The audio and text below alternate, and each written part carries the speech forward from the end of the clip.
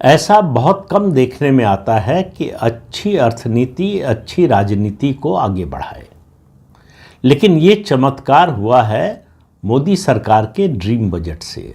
प्रधानमंत्री नरेंद्र मोदी के तीसरे कार्यकाल का पहला पूर्णकालिक बजट 1 फरवरी को पेश हुआ संसद में, और उसको अगर आप समझिए तो आपको समझ में आएगा कि कैसे राजनीति, समाज और अर्थनीति के क्षेत्र में बड़े बदलाव की आधारशिला रखी गई है, नींव रखी गई है। इसमें तात्कालिक ज़रूरतों का भी ध्यान रखा गया है, चाहे वो आर्थिक दृष्टि से हो या राजनीतिक दृष्टि से हो, और मिड टर्म और लॉन्ग टर्म की ज़रूरतों का भी ध्यान रखा गया है। पहले तो ये समझने की ज़रूरत है कि इसको ड्रीम बजट मैं क्यों कह रहा हूँ। ऐसा बजट में कभी देखने को नहीं मिलता कि हर वर्ग को जो है कुछ न कुछ मिला हो, और कुछ न कुछ जब मैं कह रहा हूँ मिला हो तो मैं हर हाथ पर बताशा रखने की बात नहीं कर रहा हूँ। हर वर्ग को ओस चटाकर जो है उसकी प्यास बुझाने की बात नहीं कर रहा हूँ। जिसको भी मिला है सब्सटेंशियल मिला है। एक बहस देश में पिछले कई सालों से चल रही थी कि कैपिटल एक्सपेंडिचर सरकार बढ़ाएगी तो उसका इकॉनमी पर असर पड़ेगा, जीडीपी बढ़ेगी और उसी से फिर कंजम्पशन बढ़ेगा, उसी से फिर जो है प्राइवेट सेक्टर का इन्वेस्टमेंट आएगा।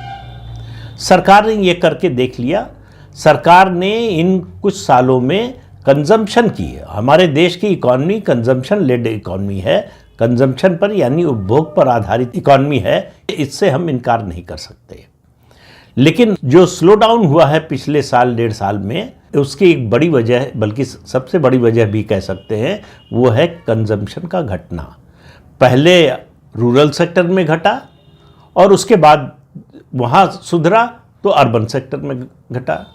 अब फर्क क्या आया है इस बजट से, आप कुछ बातों से आपको समझ में आएगा।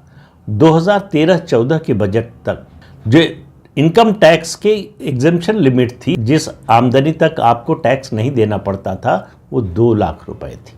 प्रधानमंत्री नरेंद्र मोदी ने आने के बाद अंबानी अडानी को देश बेच दिया, और देश बेच दिया तो देश के मध्य वर्ग को अब 12 लाख तक की आमदनी पर कोई टैक्स नहीं देना है। तो ये जो 1 लाख करोड़ रुपया मिडिल क्लास को दिया है, वो शायद अंबानी के घर से उठाकर या अडानी के घर से उठाकर लाए होंगे, वो दिया होगा।